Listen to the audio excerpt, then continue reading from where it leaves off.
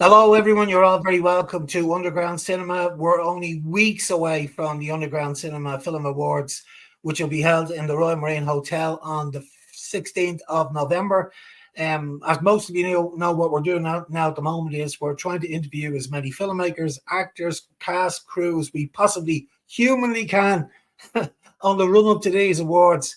I'm delighted to say that I've got Jack Olohan with me this evening. Jack has directed a fantastic short film, What Now? And he's also been nominated for a Rising Star Award at this year's Film Awards. You're very welcome, Jack.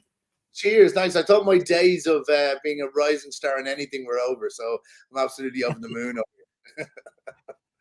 Listen, it's a fantastic film. We all really enjoyed it at Underground Cinema. It's quite a touching piece as well. I felt it was a deeply personal piece as well. Maybe you could tell us a little bit about it, Jack.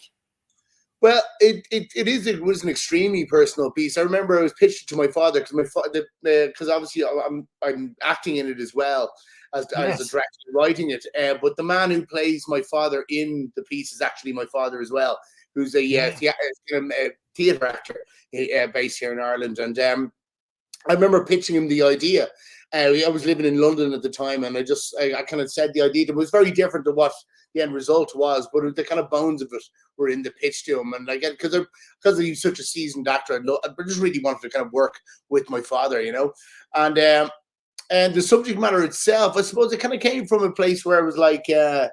It comes from basically a fear of losing my parents. Basically, I'm very blessed to have an incredible relationship with my folks. I talk to them daily. I'm down here in Tralee, they're back up in Dublin, and we talk daily. So we're pretty much mates now at this point. Me and my father, and me and my mother as well. So they're kind of like it's just that kind of we're getting to that stage where you see them kind of getting a little bit elderly, and it's just that inner dread within you that's growing that one day they might not be there, or someday they might get sick, and this kind of dread has been kind of just niggling away at me for the last couple of years as I watched them grow a little bit older. And this is where that's where the idea for this film came from, and just that the fear of that, and then of course I kind of workshopped it along with my father as I brought him like the earlier drafts and everything like that, and we kind of worked on it together. So yeah, but not only was it the subject matter, but also working with my father in throughout the piece, and my mother. It was around the script. My mother's a great film editor, and so anything that I would give her a draft, and she'd know that's a lazy line. That's good. She'd get the red pen out, and it was a deeply personal film, just because obviously of the subject matter, but also working with my family so closely. And of course, my brother was on board as well of the family, so it was very much a whole family effort. He makes the best sandwiches ever to grace any film set, let me tell you. And I've always told him he's in banking, and I've always said to him he should go into film catering. So yeah, it was very much a family effort. So that in that sense, it was very, very personal. Well, do you know something, Jack? That's enormously rewarding. Now, let me tell you a little bit about myself. My background, very similar to your own, is theatre. I have a theatrical background. So my family are very, very much involved with theatre. My mother was an actress, still is an actress. My brother is set designer and set builder. My father worked front of house in every single production that we ever did. And I acted alongside my mother for years. But my father, I was directing a play called Judgment at Nuremberg. It was the Irish premiere of it in the Pavilion Theatre by Abbie Mann. And there's a couple of stories about that particular production started off Underground Cinema. I'll tell you a story about that later. But I asked my father, would he like to be in the production? My father's never acted before, but there are parts in that play where you have a jury on the stage. They don't say anything, but I wanted them in the play. I wanted him to be on the jury, so because he loved theatre so much. He never acted before, but he loved theatre so much, and he'd been to every single show that we'd ever done. I wanted to get him on the stage, and there was something magic about getting him on the stage. And we videoed it, and I look back at it every now and again, and it's a magical time, and I think what you've done here with your own, uh, it's a beautiful, moving piece, and I think a lot of families will resonate with this particular storyline. Now, how long were you writing this, Jack? It was very well. The first draft came out of me fairly quickly. I kind of seem to. I always tend to write very fast, especially a first draft, and but it took about 6 months to kind of refine it. With the and also I brought in Avine as well, who's the kind of like kind of date character, the female love interest in it. I brought her in on it as well, and we kind of like reran it as well, those scenes as well, and we workshopped those as well, just to kind of find out, kind of get the flow of it and stuff like that. So yeah, I'd say we worked on until 6 months, but I was very eager to get going and name a date for the shoot. Yeah. As soon as I was kind of happy with it and it sounded from start to finish like that, like a well kind of refined piece, I was ready to go, and didn't want to kind of let it linger, because you could let those things go. Next thing you know, like 6 or 7 months, and then all of a sudden, the energy has been sapped out of it. So I was fairly, I'd say about 6 months from the moment I wrote the first draft to the point we were on set. Yeah.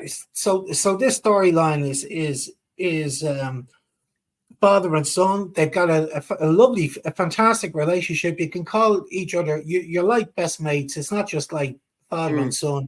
You're really good mates. So this whole short is over a 24-hour period.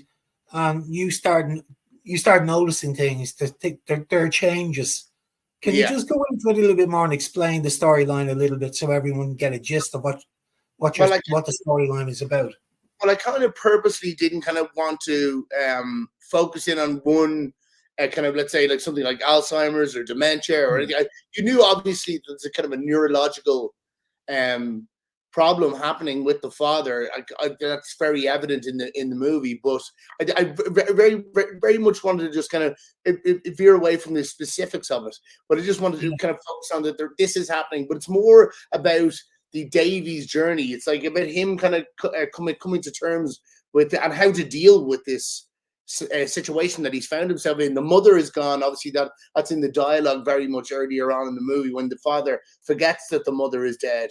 So it's kind of like it's just putting himself. And obviously the Davy character is an only child as well, so he's kind of like the responsibility to look after his father, and he doesn't know how to do it. So basically it's just a whole morning situation. He leaves to go and get him medication in the chemist, and then after making him breakfast, and in the chemist is where you meet the kind of love interest in the piece. And obviously the father has a bit of a relationship with this person in the chemist as well. So he's kind of like, in another scene that you haven't, in an earlier stage, he's kind of tried to set Davy up with this girl in the chemist, and they kind of get chatting and stuff like that. But when he gets back to the house that he's left the father alone, he's found them out in the back garden, half dressed, and it's there where he kind of you can see that he's forgotten where the mother is, where he's asked where the mother is. Of course, the mother is dead, and he has to kind of remind him of that. And he's kind of, and the father, Michael, is kind of ashamed of having forgotten about that, and he kind of relives the grief over again. Then it kind of eventually it goes to a point where Davy goes out on the date with the girl, and then arrives back. But on the date, kind of his interaction with the girl kind of helps him along, helps him to kind of get to that point, because he obviously when they're in the bar having the conversation, it comes up in conversation, his problem with his father, and she kind of helps him kind of deal with it and maybe go about it kind of a certain way to help him along with it. And it's just that it's pretty much that. It is just, as you said, a day in the life of a guy kind of really kind of in a situation where he's worried about about how he's going to be able to fundamentally tackle this situation that he's in. Yeah. Your actress there is Eva McCall, who's a wonderful actress and plays it so well. She's we've seen her in many productions before. She's a wonderful actress. Yeah, she's actually I always call her my fictitious sister for years, because she actually played my mother's daughter in Fair City. So my mother was the pharmacist, or sorry, the doctor in Fair City, and Avian's character was her daughter. So like we've always called each other fictitious brother and sister in real life for years. It must have been. Yeah, how many days did you shoot for, Jack? 3 days. 3 days, yeah. It's 3.5 days. That night scene at the very end when we're on the landing, that's actually shot during the day, and it just took that long to just darken out the gaff and make it look like it's actually nighttime. Yeah, it must have been quite an emotional shoot. As theater actors have I love theater actors. I really do, because they can bring so much depth to a character. They really can, because they've been doing it for years. And like a film actor, they do the exact same, but it's quite quick. Where an actor that's involved with theater is rehearsing for weeks, is workshopping a lot, and really lives the life of that character. So I imagine the two of you, with your background and this opportunity to act together on the screen together, and with such a delicate and moving subject, it must have been quite an emotional shoot for those 3 days. It was, yeah. Well, we kind of purposely left that last scene, which is very much the emotional climax of the piece, to the last scene that we do. So we didn't shoot it in sequence, but like we definitely wanted to leave that last scene to be the last thing that we shoot, and because everything else is kind of, they're kind of tragic scenes, but they're kind of upbeat. We wanted to keep the tone kind of upbeat, but with just that sadness underneath it all, and the sad tone underneath it. But that scene was like, it was going to take a lot out of us, and we wanted to get everything else out of the way and kind of really find it when we get to that scene to be able to be fully ready for it. And so it was a fairly emotional scene, that one in particular at the end, to do with my father, because especially with my father is he's the one who's really, really breaking down, and he's the one who's getting really properly frightened in it. And so he's probably doing most of the heavy lifting in the scene, but and he just nailed it. Like, I couldn't have asked for a better. You could see that he demanded a lot though from the scene. He could see if there was any kind of anybody kind of talking or kind of annoying. He wanted to keep the scene moving. There was no lulling. It kind of changing. If he wanted to change a position in the camera, do it fast, because his energy was, because the energy that he put into kind of pulling that scene off was just. You could tell it was extremely hard for him to kind of get there every single time, but by God, he got there every single time, and it was unbelievable performance, I thought, from him. And I think in the edit, when we finally got the edit and we chose what we wanted for that scene, I was absolutely delighted. Yeah, I get where you're coming from. It's a bit like an actor on stage, given that it's all in a monologue, and the phone goes off in the audience. You know what I mean? Yeah, you're in your zone, and you're all of a sudden there's an interruption. So I really do get where he's coming from. Yeah. So you wore a lot of hats during this. You had the writer, you had the director, and you're in it as well. That must be quite challenging. And produced it as well. So I was like, I don't think I'll be doing that again, Dave, to be honest with you. Especially, and like if I'm directing, writing, I don't think I'll ever put myself in something, or if I do want to put myself in something, I'll be getting somebody else to direct or something, or definitely produce. I think my producing days are done. I think the only reason I wanted to produce was because I was so eager to get it made. I didn't have time for this. Like what I'm doing at the moment, for instance, like at the moment, I'm eagerly looking for a producer. And they are thin on the ground, but like they can only really do one or two. Each producer can only do one or two projects at a time. So it's trying to get producers who are available, who aren't already kind of up to their eyeballs with other projects. So it's like I didn't have time to kind of do that. So I said I need to name this date and I'll just do it all myself now. But which I was frightened that it would affect the performance now. I don't know if it did or not, but I did notice that there were times throughout it that I was concerned about, camera angle, but I had Keith Pendred there, who was an incredible director of photography, who I didn't have to worry about it, but I just looked to have seen it maybe or something. Because I was in the scene, I couldn't really it would just be time wasting if I did that. And there'd be also kind of things like, is the food ready? Is the food going to arrive on time? I was thinking about that stuff when I was, we were lining up shots and we were talking about the scenes and stuff like that. When I was worried about, what time are we at? But these things shouldn't have been my problem. So it was like, yeah, it was a kind of a case of, and also I had Jack Eustace as well, who was a young first AD, who was another lifesaver as well, who did all that kind of work for me as well. And, yeah, it was something that I'll probably delegate on the next project. That's for sure. Yeah, it's funny. I've had this identical conversation about 5 hours ago with another great director, Baz Woods. It was his first time directing a feature film. He's been nominated for Best Independent Feature Film with a film called Long Term Effects. Now, what Baz did was the same, very similar to you.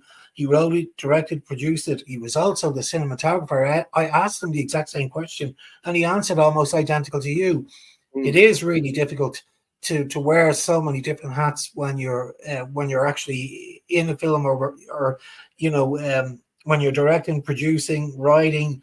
You're practically doing everything. But when it comes to independent filmmaking, and with next to no budget, it's a case of sometimes you've no choice, especially if you want to get it over the line. Big time. Yeah. When there is when you're kind of waiting, I hate, in this business, it's like there's a lot of waiting for people, to be available, or waiting for people to find time to finish their area. When I'm one of those people who are just I want to just, if it's in my power to do it myself, I probably will do it. Yeah, like in an ideal world, if you have the money, you're paying your crew, you're paying your actors, you can get the shoot done in 2 days or 3 days, or if it's a feature, maybe 3 weeks. But everybody's on schedule. When you just don't have that sort of finance available to you, you're working around everybody else's schedule. You're working around favors, and sometimes it can break the momentum if you were. If you weren't strong enough, you could actually throw in the towel. Like Baz was telling me earlier on. Now wait to hear this. 6 years this film was in the making, because it was working around schedules. There was he got hit with COVID as well. The post production, the shoot, and all the pre production work as well. It was enormously time consuming. So. That's what happens when you don't have the money. Money just isn't there. It's a struggle. Yeah. And he said the same thing as you said. The next time around, if he was doing it the next time around, he would delegate. He would definitely try and get the money together so he could get a director, or he could get a cinematographer in to take some of the pressure off. Yeah. Would you do the same if is it? Yeah. I have a production company with Kate Stanley Brennan. I think she also her film Panto in with them in the underground cinema. Brilliant film. Brilliant. Earlier. But Kate and myself have started that during COVID. We started Deadly Films, and also with Charlene Gleason and Sarah Brennan as well. So yeah, we're kind of now we've got our little project, our feature projects and stuff, and a few short projects that we're kind of working on. But oh God, definitely we are in the market to find producers to come on board with our different projects. And yeah, the idea of doing that again, I just think I'm more I'm enjoying more the kind of creative end of things on when it comes to film, like the scheduling and the producing and the all that kind of thing. I just don't think it's for me. It's stressing me out. I think that other people flirt under that area. It is a difficult job. I mean, you're multitasking as well. You've got to be a real people person, because you're dealing with so many different personalities. And then at the end of it all, you've got to try and sell the film. You've got to get the film out there. So you really need to get yourself a really good producer to manage that for you. For sure, absolutely. Yeah, listen, that film I have to mention it. Panto. Kate Stanley Brown. I was in touch with Kate there a couple of months back, and I had to tell you, she was superb in it, and I loved it so much because I started in panto myself back in the, would you believe it, Jack, in the 80s, 1985. I did it for 6 years, panto.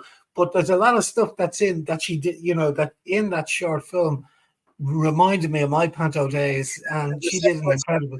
Kate worked on the Gaiety panto for a couple of years, and it's a lot in there that we had to kind of take stuff out and stuff like that. And we're kind of working on a thing where hopefully in the coming a project going forward that'll kind of expand on that idea of what Kate's done in her short. And I went on one offline film festival just there 2 weeks ago, so we're all delighted for it. We screened it at the Live Festival, as you know, Jack. Back in, we were at it, yeah, back in September. I just thought it was fabulous. Then it touched home. If you were any way involved in theatre, the way I was back in the 80s and 90s and 90s, it was very similar. Even with some of the even not even the pantomimes, even the mainstream plays, it was very similar. So what have you anything on the cards, Jack? Have you anything in mind to do next? Yeah, loads. We're applying for this Ardennes thing that the RTE, the Ardennes Short Film Fund. So that's coming out. I think that's the deadline is at the end of February. Sorry, it's the end of November, should I say? So we're looking for a producer to come on board because you need a 3-man team: a producer, a director, and a writer. So myself and Kate are eagerly looking for something like that. We have a little short ready to go and to apply for that.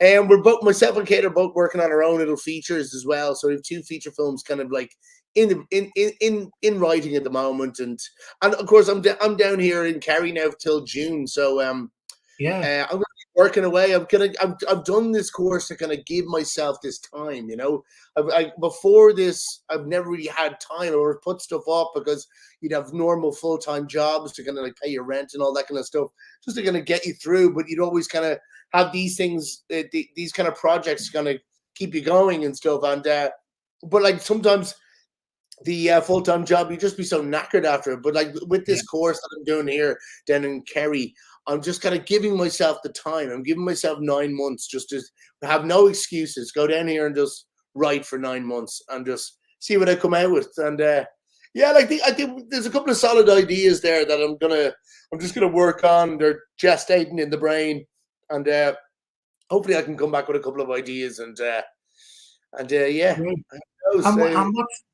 what's the course called, Jack? It's called Content Development in Kerry College in Tralee. That's the course it's doing. It's very good, and everybody on it is lovely. And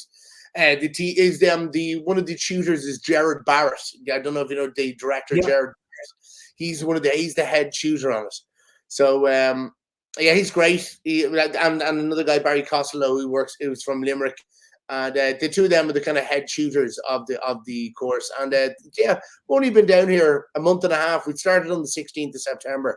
And so I'm here a month and a half, and I feel like I've gotten about 3 months work done already. So, and it's really informative, and it's really it's nice to just have time just to kind of let ideas gestate and kind of play around with them.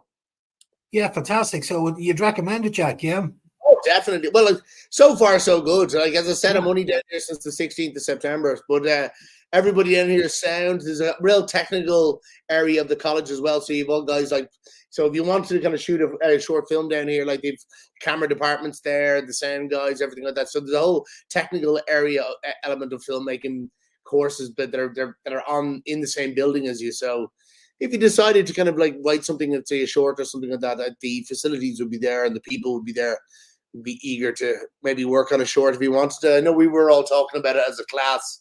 We're gonna go. We should just maybe if we come up with something as a class before the end of the year's out. Maybe it might be fun to walk away with something as a whole year, and fired into a few festivals. Yeah, it'd be good to put together some sort of a project to wind up your year on. Yeah, absolutely. Well, look. you're going to have to come down and see me. Sure, I'm going to be in Kerry in May. No, Daddy.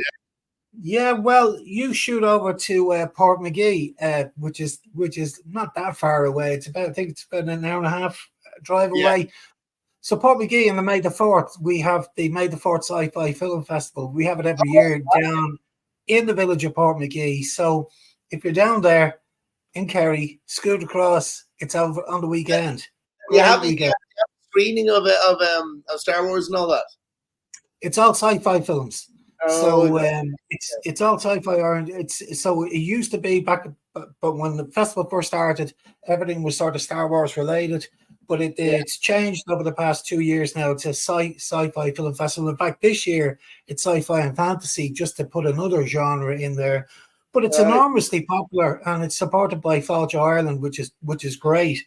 They've been supporting it since 2018, which is brilliant. So you'll have to shoot over to us and see us. I wondered if Star Wars, because my grandfather was in A New Hope. He was in the first Star Wars. He was general. He was the leader of the rebels. He was the general. Eddie Byrne. Eddie Byrne is my grandfather. No way. Are we related, man? Are you Byrne as well? No, well, Eddie Byrne was a very well known actor back in the day. Grey haired with a beard. Yeah. Well, we're in A New Hope. But yeah, he's my grandfather. He's my mother's father. Wow, isn't that fantastic? That's brilliant. So you talk about the family. So it sounds like you have a very artistic family. Yeah. I know my cousins on my father's side. They're very. Is Kate Olohan? She's running the Late Late Show, and I think she's one of the head producers of the Late Late Show and stuff like that. So they're very creative. They're also kind of more music on my father's side. But yeah, my mother's side, obviously Eddie would be there, and my auntie Susan, when she does all the does all the kind of orchids and stuff like that on the stamps and all. So it's a very, very creative family. And my uncle Michael Byrne, Mike Byrne, he's a potter out in Limerick. So it's a very creative family, all right. There's no doubt, in all different mediums of creativity as well. Very similar to my own family. My mother's side of the family are from Kerry. We're related to Kennelly's, Brendan Kennelly, the poet Brendan Kennelly down the store. And funny you mentioned the Late Late Show on RTE. My brother is the health and safety manager on RTE, and does the toy show ready at the moment. Oh wow, no doubt.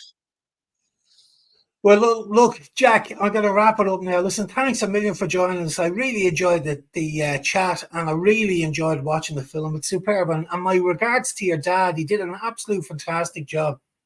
Thanks, Dave, man. Thank you very much. There was good crack going down there at that. I know if you were, it was on the Sunday night. These are probably dive years or bed after that long weekend. But yeah, it was lovely to get down there to the hotel in Dunleary, and yeah, thanks for screening it, man, and for Panto as well. It was great to have both of them being screened. It was the only festival that screened both of them, so happy days. Wow.